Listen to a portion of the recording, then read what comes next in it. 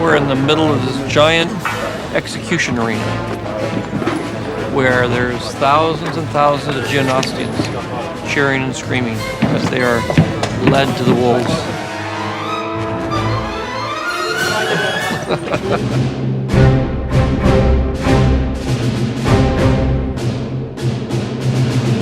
You're trapped in an impossible situation with no means of escape. Well, the arena scene in the picture starts out as an execution, and then it turns into a giant battle with Jedi. And then that turns into the Clone War. Reel 6, as we call it. There are only 100 Jedi available, and most of them were at Jedi resorts where we go and rest. We had to call them out.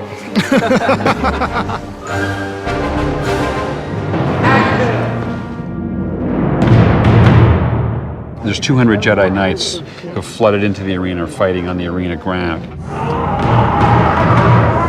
To create that scene, we're filming each Jedi one at a time with 2 different cameras, so we can actually take the part of that fight that we like, and then we can actually composite them all together in one big fight where there'd be 100 of them all together in one shot.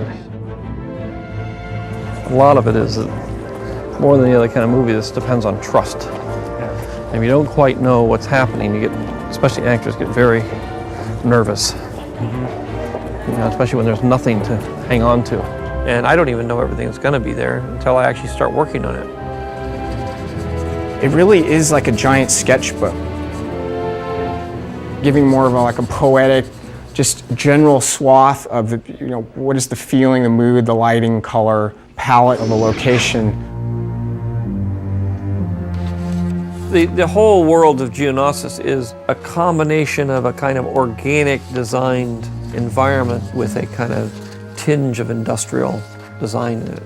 Through the notes and direction and George's sort of trust in us exploring things, literally in the doodle sketchbook phase, we can quickly leap from a verbal concept to these color abstracts.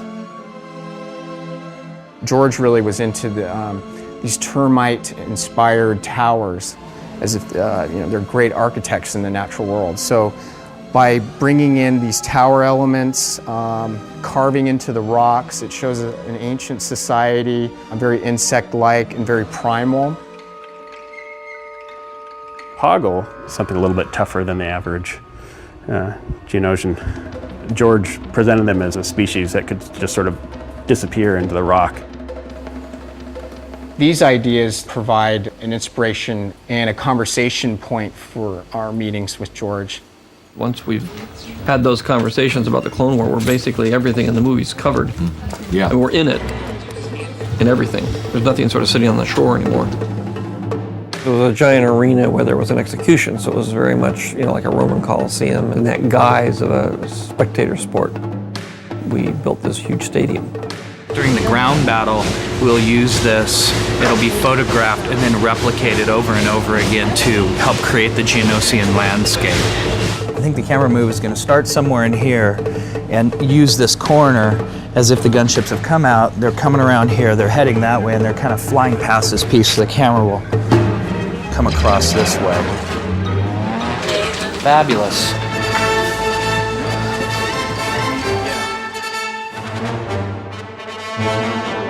It's fantastic. It's exotic, something we haven't done before.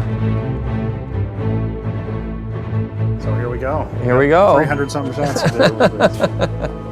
A whole reel. Yeah. The ability to be able to take anything that you can imagine and turn it into a completely photorealistic event where you can comp in any actor and it's seamless is really the dream that all of us have. It's his point of view, so the camera would be right there. You see this edge. Pretty tight then, right? Yeah. Yeah, it's kind of sort of a waist shot. Yeah. Okay. Shoot that, then we have a geography of what it is we're looking at in terms of backgrounds and whatnot. It's a giant exercise in having a vivid imagination. And the effect of 1,000 screaming termites. Yeah. That helps. We've got match moves that have come from the plates that they shot on live action. I can now key out the blue and then see what our characters look like when I'm first lining up the shot, so that as we pan or tilt or slide across the background, it's going to match exactly what the characters are doing. Now we got a lot of close-up shots, and so we found that it would be faster if we just split the entire arena in half and then have one crew doing the opposite direction of the other crew.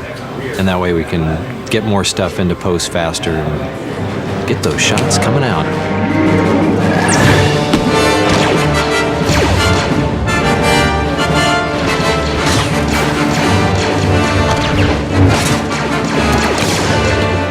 I think is probably the largest action sequence we have ever tried to even contemplate, much less achieve. We're very, very excited about it. It is so big. Whether there'll be anything quite on this level in terms of a real six in the next film, but it'll be more like Empire, where it's mostly just personal rather than grandiose. That's what you said last time. Well, I said this is a love story, and it's not a... Yeah, so there's going to be a lot fewer visual effects this time because it's a love story. I lied, didn't I?